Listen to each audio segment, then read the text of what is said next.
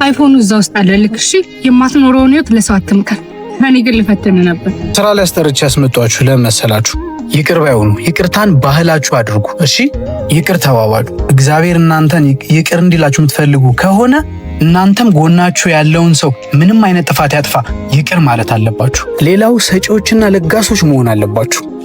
እሺ ከስራ ላይ ያስጠሯችሁ ለዚህ ነው። በሉ ወደ ስራ።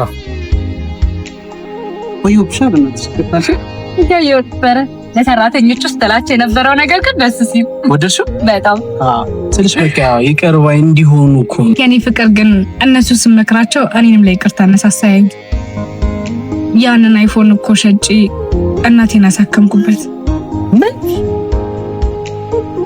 ማን አዘዝሽ? ማን ስለሆንሽ ነው አይፎን አንስተሽ ምሸጩ? ማን አዘዝሽና? ማን አዘዝሽና? ንገሪኝ። ተነሽ እሺ፣ ውጪ ተነሽ።